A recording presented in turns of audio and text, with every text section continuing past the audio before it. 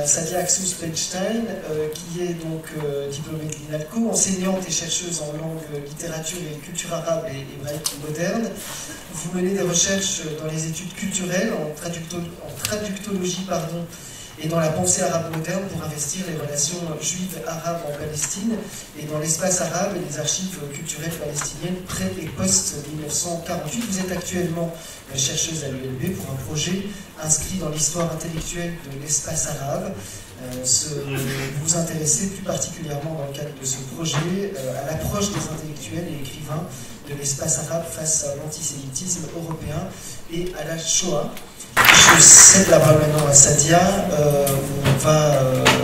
qui va aborder un point de vue palestinien, tant du niveau de ses intellectuels et particulièrement écrivains, mais aussi au niveau de l'utilisation de l'antisémitisme. Merci beaucoup. Je voulais juste rajouter avec Cereza, il y a la nouvelle antisémitisme couscous qu'on appelle. On va peut-être écrire quelque chose sur ça. Merci beaucoup pour cette invitation. Je suis vraiment très honorée, chers collègues, d'être ici parmi vous pour discuter de cette question importante. Alors que les Palestiniens de Gaza attendent depuis le 7 octobre 2023 d'enterrer plus de 40 000 morts, parce que ça fait plus d'un mois que j'entends 30 000, de soigner leurs blessés, de retrouver leurs disparus, de chercher un soutien de la communauté internationale. Donc c'est courageux d'inscrire cet échange aujourd'hui car l'atmosphère depuis le 7 octobre est irrespirable et empêche tout débat raisonnable dans plusieurs universités européennes sur la question de la Palestine. En effet, malheureusement, la lutte contre l'antisémitisme est invoquée pour étouffer les voix discordantes, même celles qui demandent tout simplement un cessez-le-feu. Je souhaiterais donc... D'accord. Je vais imaginer mes enfants dans des bêtises. Je souhaiterais dans ce court moment parler de deux points. Le premier que je poserai à partir d'une posture défensive est en relation avec mes travaux sur les intellectuels arabes et la lutte contre l'antisémitisme. Je parlerai principalement des Palestiniens. Je vais vous lire un petit passage d'un poème. Et je voudrais surtout poser... le positionnement de ces Palestiniens, non pas comme une position isolée, mais en lien aussi avec ce que les nationalistes palestiniens ont eu comme position par rapport à la Shoah, l'antisémitisme, etc. L'autre point que je terminerai, et je le pose dans une posture offensive, concerne la question de l'instrumentalisation d'antisémitisme, particulièrement après les massacres des civils israéliens le 7 octobre.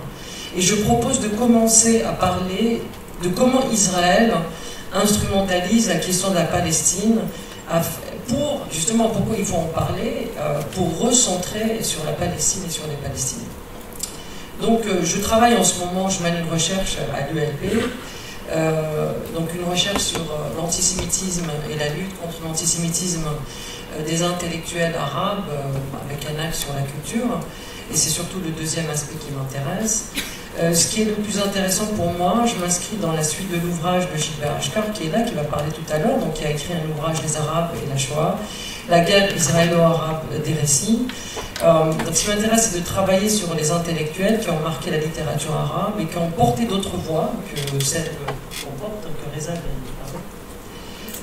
dans la lutte contre l'antisémitisme. Je m'intéresse à cela car c'est une question qui reste invisible dans l'histoire. Et je reprends ici le jeu de mots de Georges Perec, j'aime beaucoup Perec, pour dire que ces différentes voix ont subi l'histoire avec ces grandes haches. Et cette grande hache de l'histoire a fait beaucoup de mal aux relations juives arabes, ou ce qu'on appelle the common home, qui a regroupé jadis une vie judéo-arabe dans la région du Ménin. Et sans idéaliser cette vie, mais elle existait. Donc, cette invisibilité nous empêche aussi d'appréhender les relations juives arabes loin de l'instrumentalisation de l'antisémitisme, et de poser la question de la Palestine dans le cas de settler colonialism et la Palestine comme la question coloniale de notre époque. Je ne dis pas que le peuple palestinien est le seul qui est opprimé aujourd'hui, il y a d'autres questions aussi, mais comme je reprends un peu Edouard Saïd, qui dit c'est la question de notre siècle.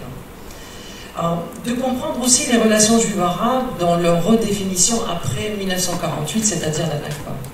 à partir d'une histoire coloniale et du colonialisme, mais aussi de la colonialité, dans un sens de mode de pensée qui légitime le colonialisme et le néocolonialisme, tout en épousant l'universalisme.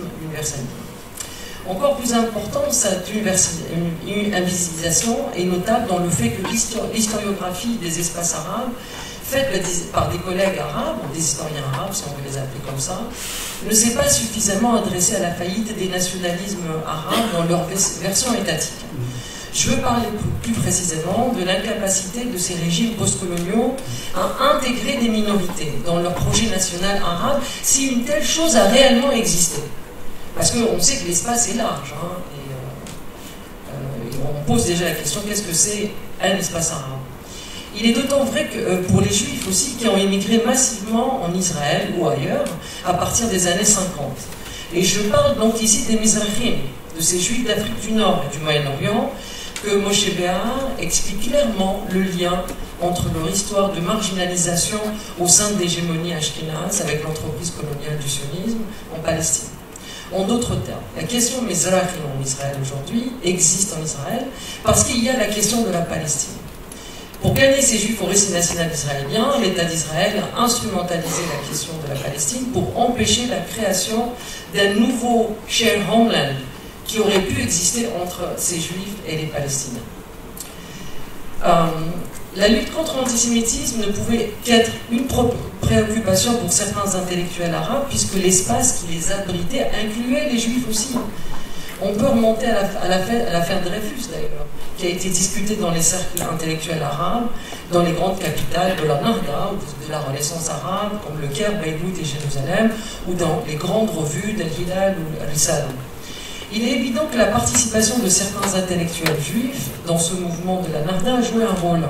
J'aime beaucoup citer cet exemple de Esther Moyal Azhari, qui était journaliste, féministe, écrivain, traductrice, née à Beyrouth d'une famille juive séparée. C'est à partir du Caire qu'elle a traduit Émile Zola en arabe, et elle a même écrit une biographie sur le même auteur. Elle a écrit cette biographie en arabe. Et la chercheure enseignante Lital Levy a écrit un article très intéressant qui retrace son itinéraire nahdawi. Je reviens à la Shoah. La Shoah est intégrée donc dans un corpus littéraire arabe depuis 1948. En effet, la Shoah en tant que sujet littéraire est présent dans la littérature depuis au moins les années 60 avec des écrivains poètes palestiniens comme Rachid Hussein, Hassan Kanafani dans Aïd el-Haïfa et plus récemment avec Elias Khouri. On retrouve ce même objet dans la littérature d'Afrique du Nord.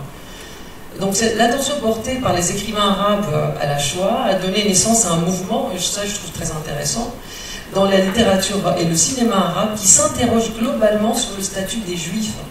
Parce que la majeure partie des Juifs ne sont plus là, mais les traces restent, les cimetières sont là, les synagogues sont là. Donc les jeunes se posent aussi des questions.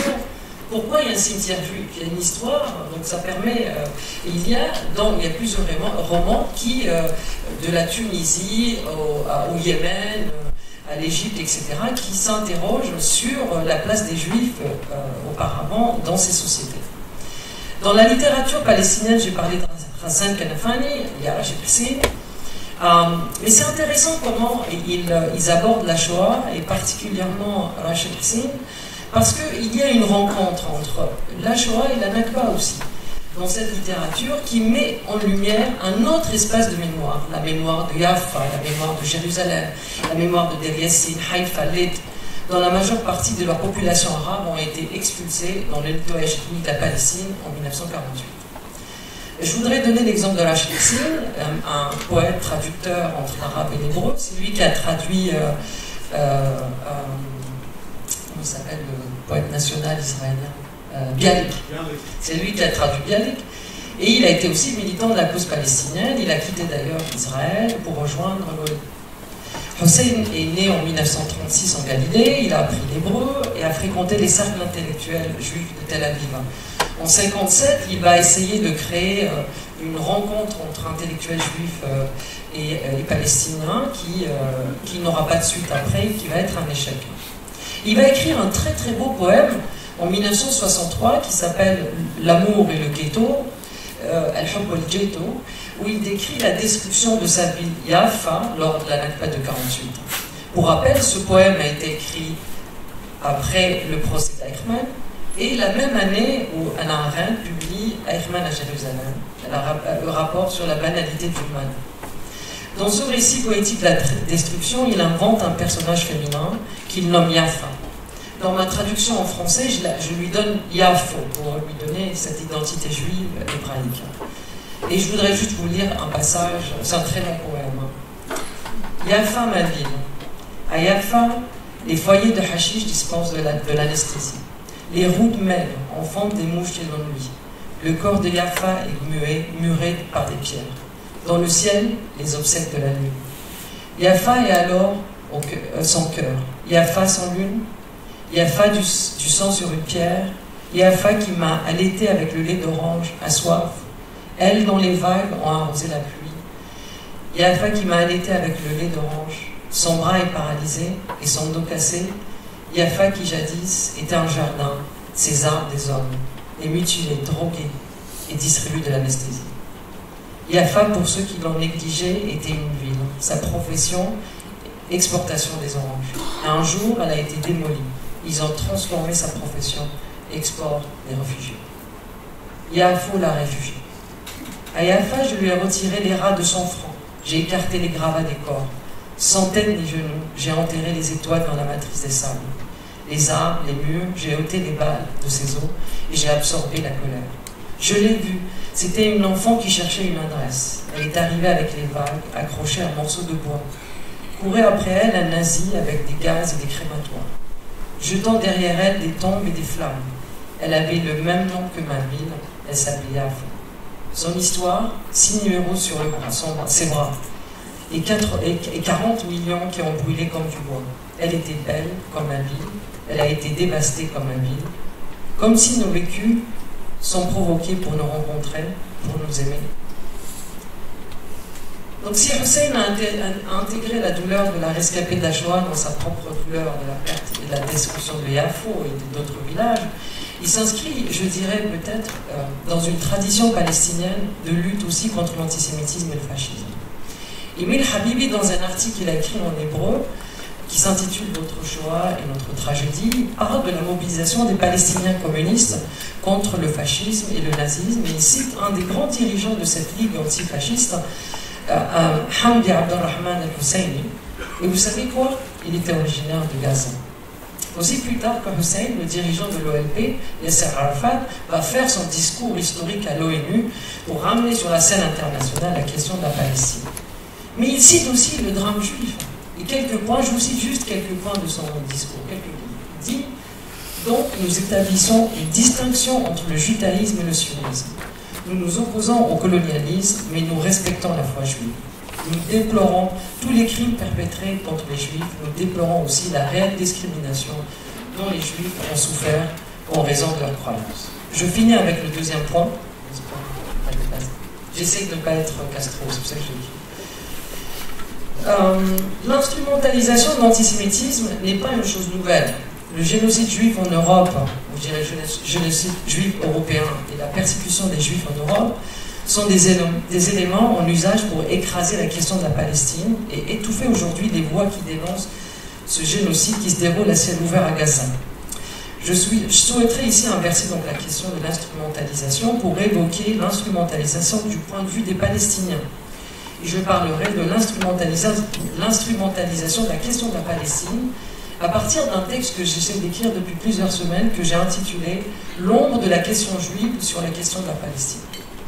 Merci Gilbert pour me faire rappeler hier que Darwish, lorsque Darwish rejoint Ramallah, il est à Main, et Edith Yesheroun, qui est la fille de Avot Yesheroun, va le rencontrer et fait pour moi un des meilleurs entretiens que Darwish a donné.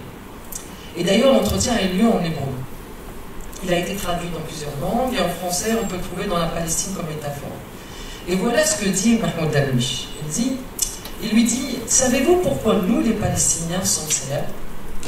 Parce que vous êtes notre ennemi.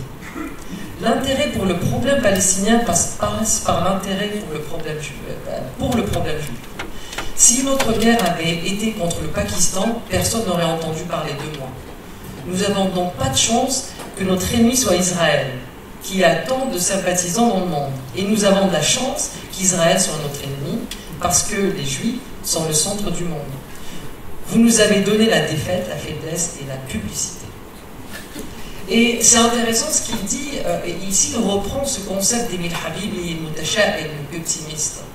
Et c'est, il a fait un mélange entre l'optimisme et le pessimisme qui est très particulier aux Palestiniens qui sont en Israël. Donc, je terminerai avec 2 citations, parce que c'est une réflexion que j'essaie d'avoir aussi avec mes collègues. La première, avec 2 citations, l'une est de Sophie Bessis, qui a publié en décembre 2023 un article qui s'intitule « Peur croisée et instrumentalisation de la mémoire ». Elle dit « À la crainte de la résurgence d'une judéophobie violente, fait face celle d'une répétition de la Nakba de 1948. Si la prise en compte de ces 2 angoisses est nécessaire pour penser la paix, il convient de ne pas oublier que dans cette guerre, les Palestiniens sont les plus faibles et les moins bien protégés. On le voit aujourd'hui à Gaza.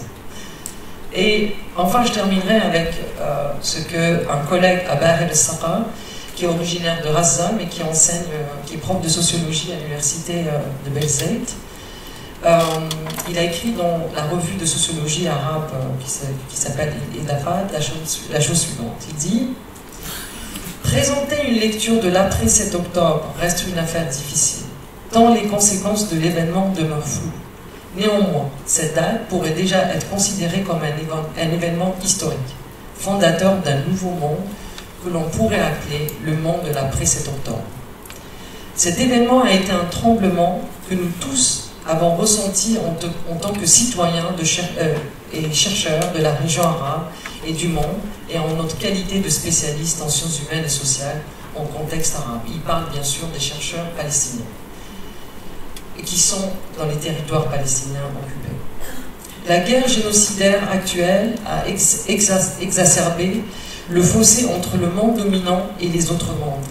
Et c'est d'autant vrai dans notre région qui paye le prix avec notre sang. L'alignement des États dominants du monde et de leurs appareils idéologiques et médiatiques avec le récit colonial israélien, a permis de découvrir à nouveau l'effondrement des systèmes éthiques et humanitaires et de révéler l'effritement des récits des droits de l'homme, des lois internationales, des chartes humanitaires et de la communauté internationale. Et je souligne ce dernier point parce qu'il y a beaucoup d'émotions lorsqu'on parle de ces questions-là, lorsqu'on parle des questions juives, arabes, etc. Et je pense que c'est important de le mettre sur une échelle plus large pour pas enlever les émotions, mais pour recentrer la Palestine et ceux qui sont en train de mourir aujourd'hui. Il y a 2 jours, on tire sur des gens qui essayent de récupérer de la farine pour manger. C'est aussi simple que cela. Et c'est très important, et je terminerai avec Edouard Saïd, qui avait fait une petite vidéo qui avait circulé, où il disait, qu'est-ce qui est complexe dans la question de la Palestine? Il disait, c'est une question politique, mais il y a aussi beaucoup de sentiments, parce que les Palestiniens, on ne leur a jamais dit pardon pour ce qu'on vous a fait en 48. Et ça continue, c'est pas juste une question de demander le pardon, c'est une question morale ici, hein, parce que c'est très important, c'est que ça continue, et on écrase, on rase, et c'est Gaza qui paie aujourd'hui ça. Merci encore. Merci Sabia.